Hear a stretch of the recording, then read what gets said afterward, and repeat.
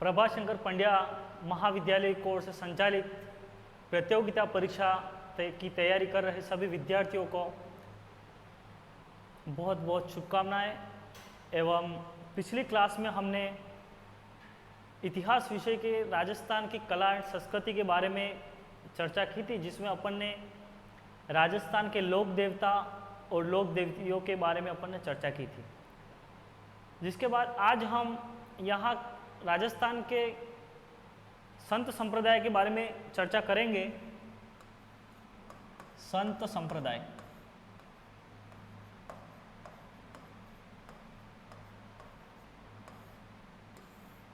संत संप्रदाय की बात करें तो तीन तरह के संत संप्रदाय हमें मिलते हैं राजस्थान में, जिसमें सबसे पहले अपने आएगा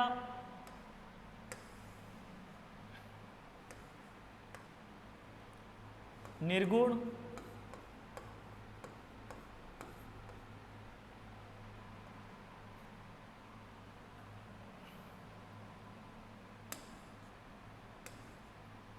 सबसे पहले आएगा सगुण,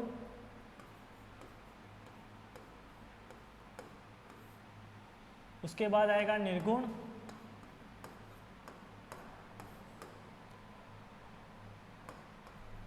उसके बाद आएगा मिश्रित संप्रदाय। तो संत संप्रदाय की बात करें तो तीन प्रकार के संत हमें राजस्थान में देखने को मिलते हैं, जिसमें सगुण, निर्गुण और मिश्रित। जिसमें सगुण की बात करें तो सगुण में अपने को देखने के मिलते हैं, जैसे कि उदाहरण के लिए मीराबाई की बात करें तो यह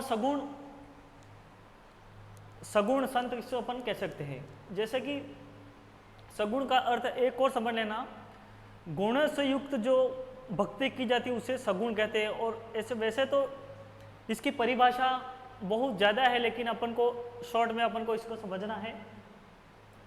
और एक बात और समझना कि जहाँ पर मूर्ति पूजा की जाती है उसको भी अपन सगुण भक्ति कह सकते हैं। जैसे कि शैव संप्रदाय के लोग, वैष्णव संप्रदाय के लोग, मीराबाई, तो यह सगुण विचारधारा के थे, इसलिए इसको सगुण भक्ति में अपन मान सकते हैं।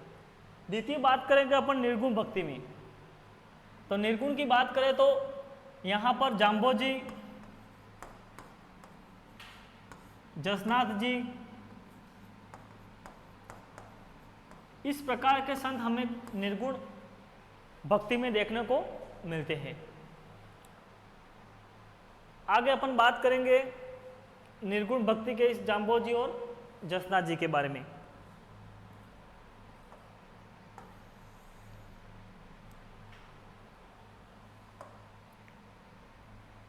अपन दोनों को जाम्बोजी और जसनाथ जी को दोनों को एक साथ पढ़ेंगे।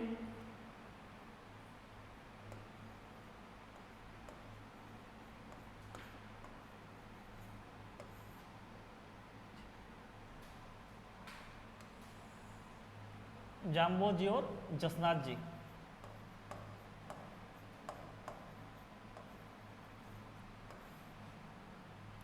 जाम्बोजी की बात करें तो इनका जन्म आपके हुआ था पीपासर में। जाम्बोजी के जन्म की बात करें तो जाम्बोजी का जन्म आपके हुआ था पीपासर में। और पीपासर की बात करें तो यह नागौर में स्थित है। उसी प्रकार से अपन जसनाथ जी की बात करें तो इनका जन्म हुआ था आपके कतरियासर में। इनका जन्म हुआ था कतरियासर में। और कतरियासर बीकानेर में स्थित है।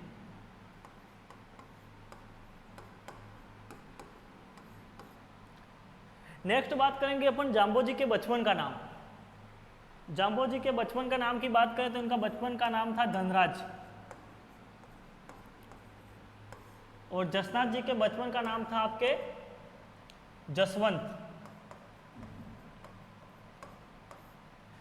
जाम्बोजी के गुरु की बात करें तो उनका गुरु का नाम था आपके गोरखनाथ। इनके गुरु का नाम था गोरखनाथ।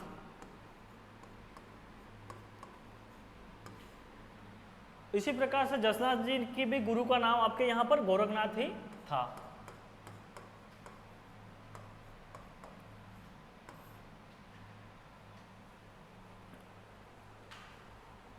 और जाम्बोजी की बात करें तो इन्होंने विष्णोई धर्म की स्थापना की थी और इसके नियम थे कुछ टोटल जो 29 नियम थे। और जसनाती संप्रदाय की बात करें तो जसनाती संप्रदाय की स्थापना की थी इन्होंने, जसनाती संप्रदाय की। इनके कुल नियम थे 36। आगे अपन बात करेंगे कि इनके शिष्यों की। तो सर्वप्रथम विष्णोई संप्रदाय के शिष्य थे पुलहोजी।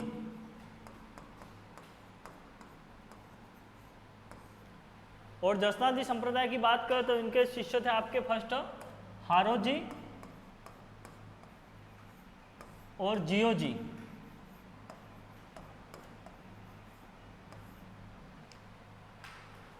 इन दोनों संप्रदाय की बात करें तो जाम्बोजी संप्रदाय में कुछ ग्रंथ है जिसमें ग्रंथ का नाम मिलता है आपको जंब संहिता। जंब संहिता, इसको 5वां वेद व 19वां पुराण भी माना जाता है विष्णोई संप्रदाय के अनुसार। जंब संहिता को 5वां वेद व 19वां पुराण भी माना जाता है। और शब्दवाणी की बात करें तो यहाँ पर शब्दवाणी में आपको 120 शब्दों मिलते हैं। और यहाँ पर शब्दवाणी ग्रंथ की बात की जाए तो यहाँ पर शब्दवाणी 150 मिलते हैं। जाम्बोजी के जन्म की बात की जाए तो जाम्बोजी का जन्म आपके हुआ था 1451 में और इनका हुआ था जसनाथ जी का 1482 में। इन दोनों की मुलाकात की बात की जाए तो जसनाथ जी और इनकी दोनों की मुलाकात आपके हुई थी 1500 ईस्वी में। और 1500 में इनकी मुलाकात हुई थी बीकानेर में। कहाँ हुई थी? बीकानेर में। इस प्रकार से आपको इस प्रकार की जानकारी रखनी है कि इनकी मुलाकात कहाँ हुई थी। और जाम्बोजी की बात करें तो यह खेजड़ी वृक्ष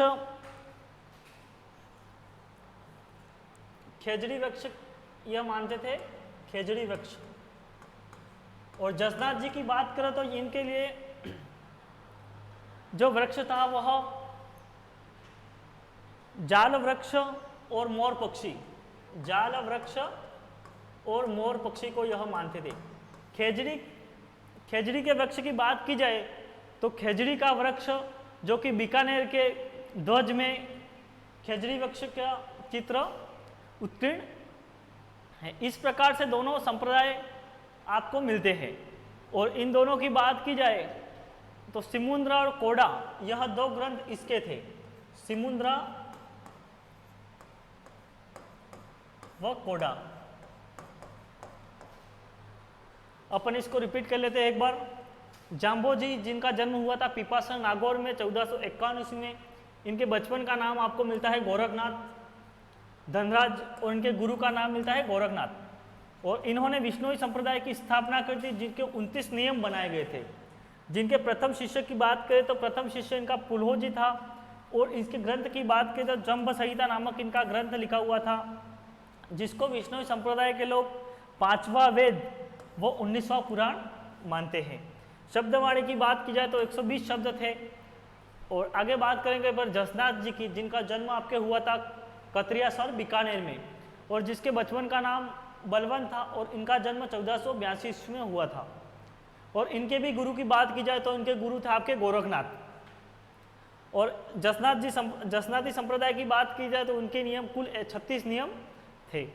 और इसकी शब्दवाणी की भी बात की जाए तो 150 इसके शब्द होते हैं। और इनके शिष्यों की बात की जाए तो प्रथम शिष्य इनका हारोजी और जियोजी थे। नेक्स्ट अपन आगे चर्चा करेंगे लालदास जी की। नेक्स्ट अपन चर्चा करेंगे लालदास जी की।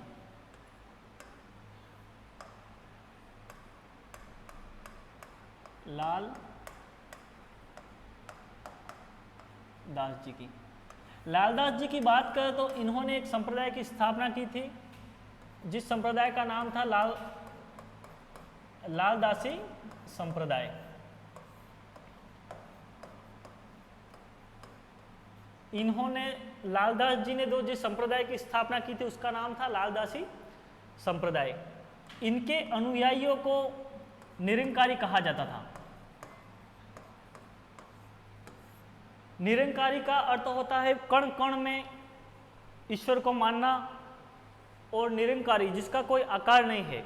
और इस संप्रदाय में यह होता था कि जो भी इसके संप्रदाय के सदस्य होते थे उनको पूरे गांव में गधे पे उल्टा बैठा के उनको घुमाया जाता था। और एक विशेषता और थी इस लालदासी संप्रदाय के लोगों की कि उनको मतलब उनके पास किसी एक भी रुपये की संपत्ति नहीं होनी चाहिए थी, तब यह इस प्रकार के लालदासी संप्रदाय को अपना सकते थे। नेक्स्ट बात करेंगे अपन चरणदास जी की। नेक्स्ट बात करेंगे अपन चरणदास जी की।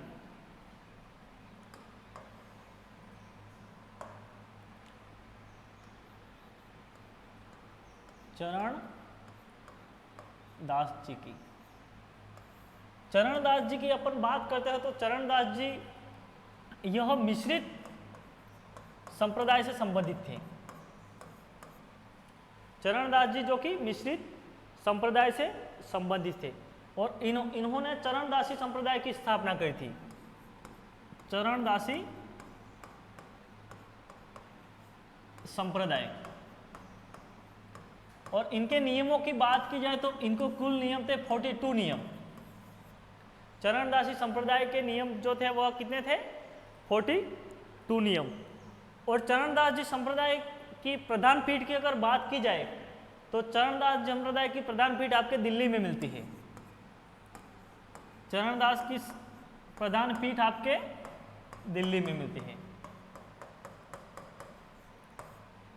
इस प्रकार के क्वेश्चन एग्जाम में पूछे भी गए हैं कि ऐसी कौन सी पीठ है जो कि राजस्थान के संप्रदाय की, ऐसी कौन सी पीठ है जो राजस्थान के बाहर स्थित है, तो वहां पर आपका आंसर मिलता है दिल्ली। तो चरणदासी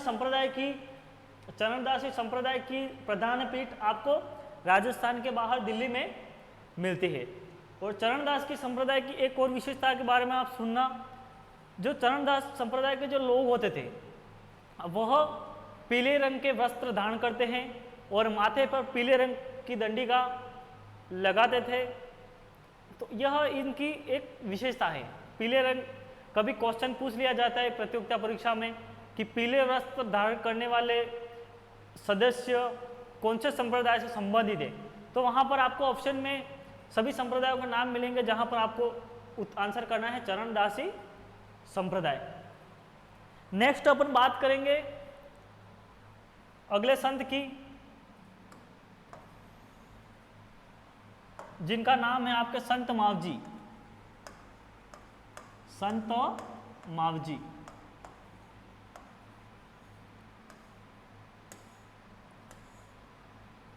संत मावजी की बात की जाए तो संत मावजी का जन्म आपके हुआ था सावला डूंगरपुर में। सावला डूंगरपुर में।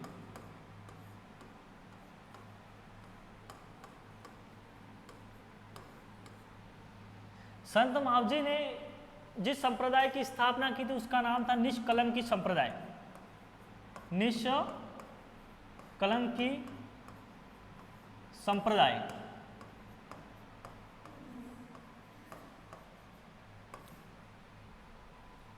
और इनके ग्रंथ को अपन निष्कलंकी संप्रदाय, और इसकी प्रधान पीठ की बात की जाए तो इसका प्रधान पीठ आपके सावला में है। इसकी प्रधान पीठ कहां पर मिलती है? सावला में। और इनके उपदेशों की बात की जाए तो उनके उपदेश को चोपड़ा कहा जाता था। क्या कहा जाता था? चोपड़ा। नेक्स्ट अपन बात करेंगे बेणेश्वर धाम की स्थापना भी संत मावजी ने की थी। बेणेश्वर धाम की स्थापना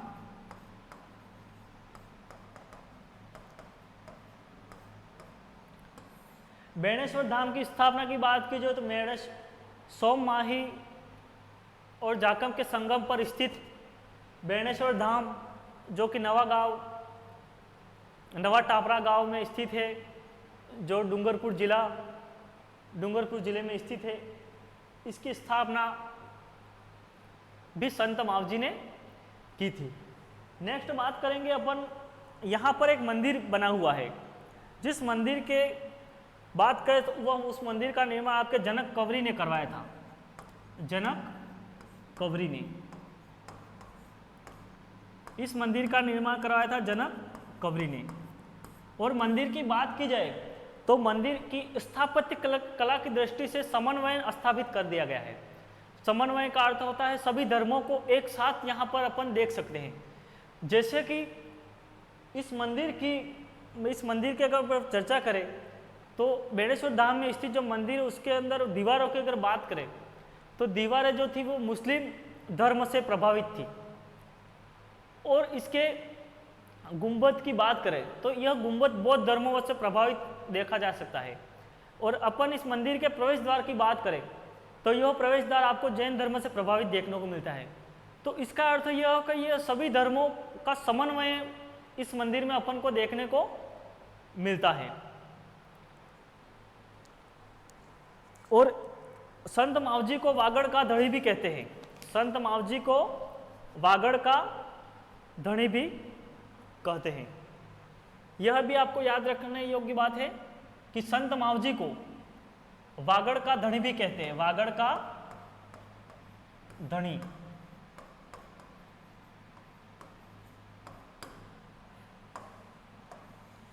नेक्स्ट अपन चर्चा करेंगे हरि सिंह साकला की।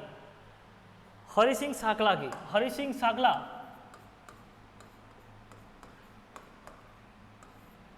हरि सिंह साकला हरि सिंह साकला की बात की जाए तो अपन ने पिछली क्लास में लोक देवताओं के बारे में पढ़ा था, जिसमें अपन ने हड़बुजी साकला के बारे में पढ़ा था, जिसको कर्नल जेफ टॉड ने पवार जाति का माना है।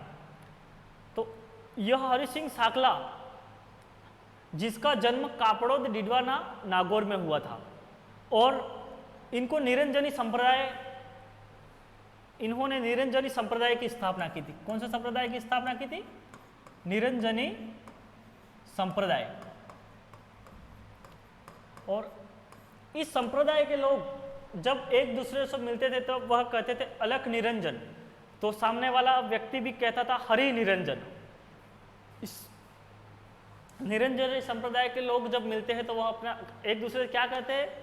पहले वाला कहता है कि अलख निरंजन, तो सामने वाला व्यक्ति कहता है कि हरि निरंजन। और हरि सिंह साकला को कलयुग का वाल्मीकि कहा जाता है। कलयुग का वाल्मीकि।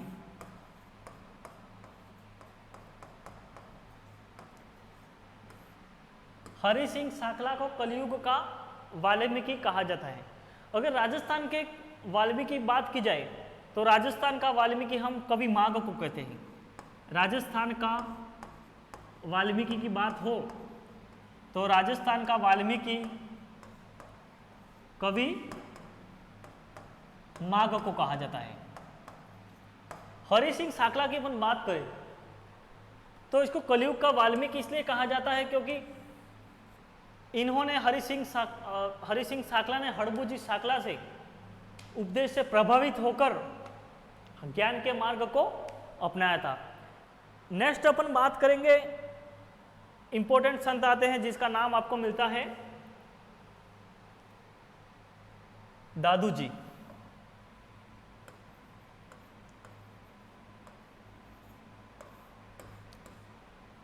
नेक्स्ट संत आपको मिलते हैं दादू जी।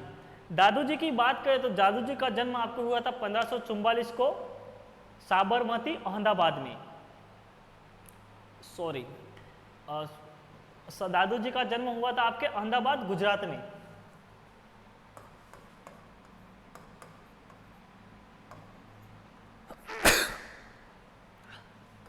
अहमदाबाद गुजरात में। दादू जी की अपन बात करते हैं तो दादू जी जो कि साबरमती नदी में बहते हुए जा रहे थे, उस समय यहाँ पर इनको लोधीराम नामक व्यक्ति ने बचाया था। और इनके लालन पालन की बात की जाए तो इनका लालन पालन किया था आपके लोधीराम व सावित्रीबाई ने। दादू जी के लालन पालन की बात की जाए तो इनका पालन पोषण किया था लोधीराम व सावित्रीबाई ने। आगे अपन बात करेंगे 1568 में इन्होंने अपना प्रथम उपदेश सांभर में दिया था। इन्होंने अपना प्रथम उपदेश सांभर में दिया था। कहाँ दिया था? सांभर में। और इनके उपदेशों को अपन दादूवाणी भी कहा जाता है। इनके उपदेशों को दादूवाणी कहा जाता है और इनको राजस्थान का कबीर भी कहा जाता है। दादू जी को, यह भी आपको इम्पोर्टेंट बात है आपको याद रखने की है, राजस्थान का कबीर। राजस्थान का कबीर किसे कहा जाता है? तो वहाँ पर आपको उत्तर मिलेगा राजस्थान का कबीर आपके दादू जी को कहा जाता है। इनके उपदेश जो कि प्रथम बार सांभर में दिए गए, सांभर जो कि जयपुर में स्थित है। दादूपंथ की स्थापना की बात की जाए तो दादूपंथ की स्थापना आपके 1574 में की गई। दादूपंथ की स्थापना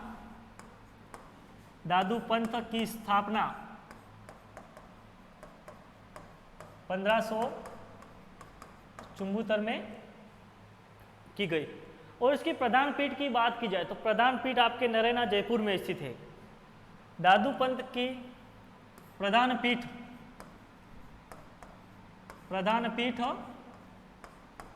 नरेना में स्थित है। दादूपंथ की प्रधान पीठ आपके नरेना में स्थित है। और इसको 5 दादूपंथ के पंच तीर्थ भी कहा जाता है। नेक्स्ट अपन बात करेंगे आगे। यहाँ पर दादूपंथ के 5 पंच तीर्थ, दादूपंथ के पंचतीर्थ। दादूपंथ के पंचतीर्थ की बात की जाए तो आपके पंचतीर्थ में मिलता है नरेना, सांभर, कल्याणपुरा, आमेर और आपके आखिरी है यहाँ पर बेराना। आपके नेक्स्ट नाम मिलता है बेराना। इस प्रकार से यह 5 क्षेत्र जो कि दादूपंथ के पंचतीर्थ में शामिल है। नेक्स्ट अपन बात करेंगे जो कि बहुत ही इंपॉर्टेंट है, जिसका नाम आपको मिलता है मीरा। मीरा जो कि सगुण भक्त की प्रवर्तक थी। अपन नेक्स्ट बात करेंगे मीरा की। मीराबाई जिसे राजस्थान की राधा कहा जाता है। राजस्थान की राधा कहा जाता है। मीराबाई की अगर बात की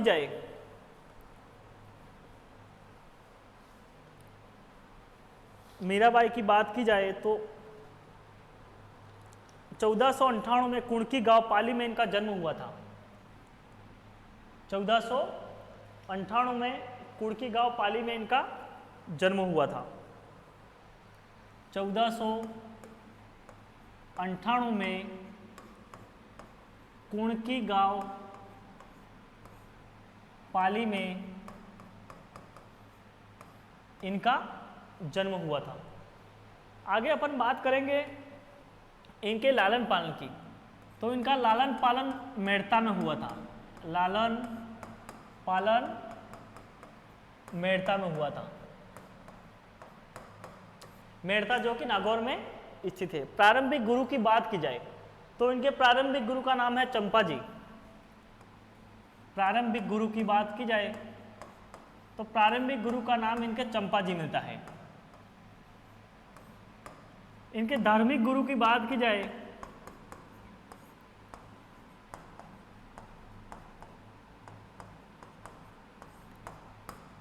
तो गजार था। और इसके आध्यात्मिक गुरु की बात की जाए तो रैदास था।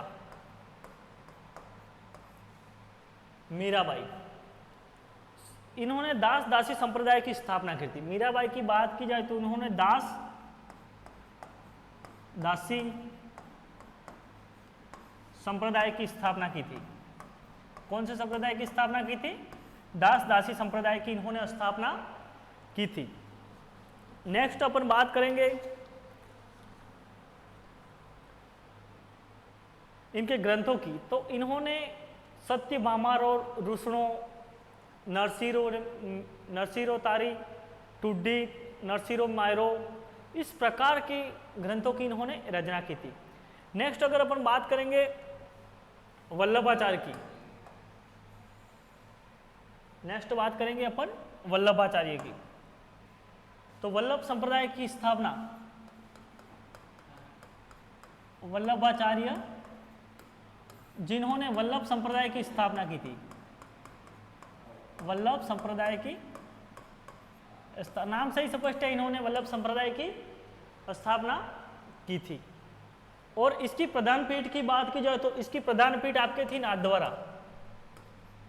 वल्लभ संप्रदाय की प्रधान पीठ की बात की जाए तो प्रधान पीठ आपके थी यहाँ पर, इनकी प्रधान पीठ थी नाथद्वारा, जो कि उदयपुर में स्थित है।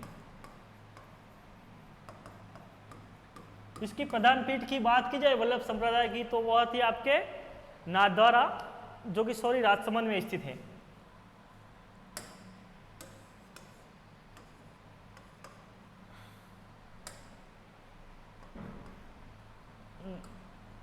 राजसमंद में स्थित है।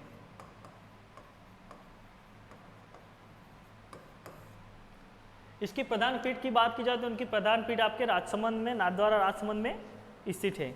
नेक्स्ट अपन बात करेंगे निम्बार्काचार्य की। तो निम्बार्काचार्य,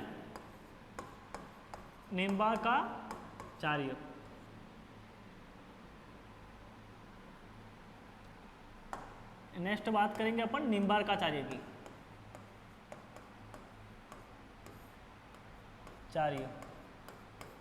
इन्होंने निम्बार्क संप्रदाय की स्थापना की थी और इसकी प्रधान पीठ सलेमाबाद अजमेर में स्थित है। इसकी प्रधान पीठ आपके सलेमाबाद, प्रधान पीठ सलेमाबाद अजमेर में स्थित है। इस प्रकार से आज अपन ने पढ़ा संत संप्रदाय।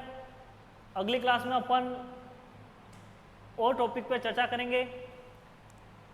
आज के लिए धन्यवाद।